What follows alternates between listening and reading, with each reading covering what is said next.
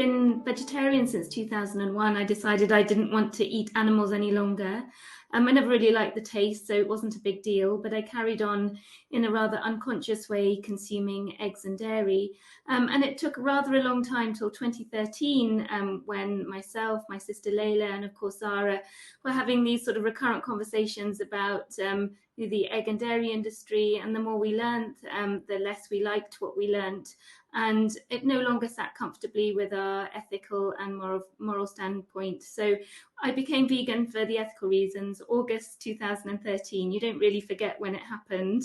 And that led to further discovery of how to eat well, because I hadn't really, you don't have to think so much when you're vegetarian about how to live well, eat well in a nutritious way. And, even sort of 8-9 years ago, the vegan food landscape was slightly different from now, and it wasn't so easily accessible. So it was that discovery from my own personal health and knowledge that led to this kind of, a wealth of information that was out there just ready to be, absorbed. And I was getting most of my education out of the US at the time. We all know the great pioneers like Neil Barnard and Dean Ornish and so forth, and of course Brenda Davis in Canada. Took up all those books and original papers, the documentaries, and then the rest is history, as it were. I thought, well, I can't keep quiet about this any longer. The UK needs to hear it too. Absolutely, and it's one of those things, you see it, you can't unsee it. And Zara, so how was the journey for you? When was it? And was it also August of, when Shireen changed her dietary habits? How did this thinking within the family impact you? Yeah, absolutely. My story really mirrors Shireen's. I'd been vegetarian for many years. And then it was that year, 2013, that, we're an incredibly close family. We speak regularly. We know what each other is doing. And so Shireen, Layla, and I had been talking about this and gradually evolving in our thinking. And then absolutely, it was the same time, 2013, that we all became vegan together. And it's so wonderful to have that support. Many people don't have that support and are doing it alone, which is not so nice.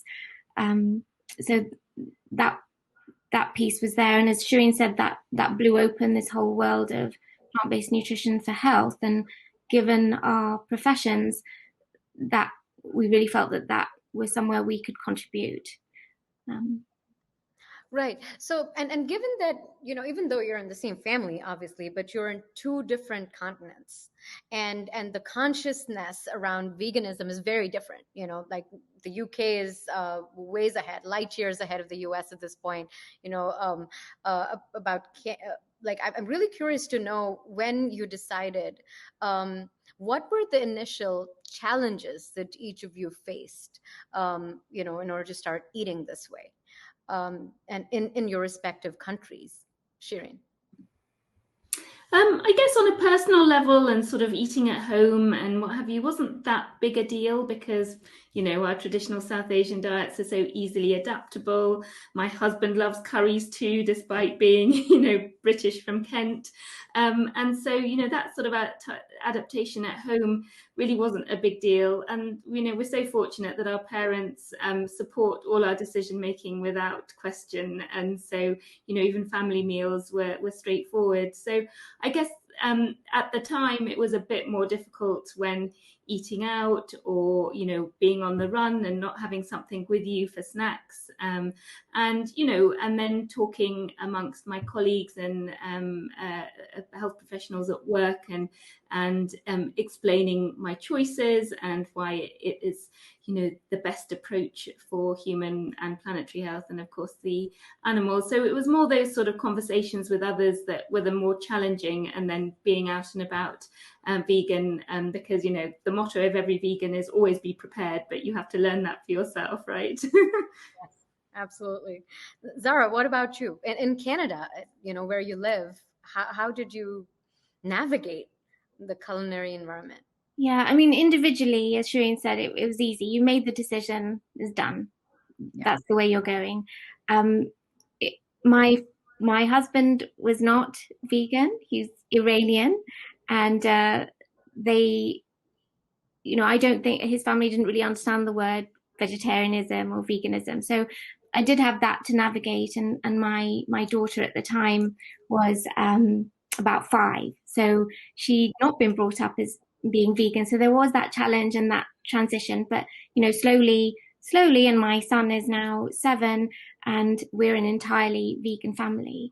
So we hear that all the time, that I want to be vegan, but my family is not. How am I going to navigate that? So there are ways of doing it, and we have to be compassionate, and we have to be kind, and it may not happen overnight. So, that was a journey for me. And I think, looking back, it was a difficult one for me for a while, but now I'm at this end. I feel extremely happy and lucky to have a very supportive family.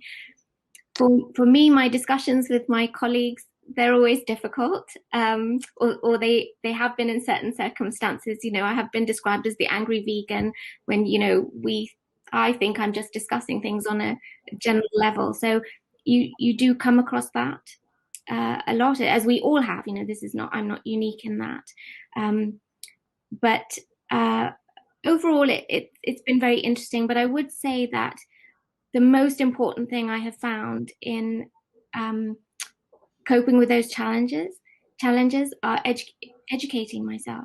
That really is the single most important thing to do, and educating ourselves on the moral questions, how you answer people, and educating yourself on the health questions. That really is so key.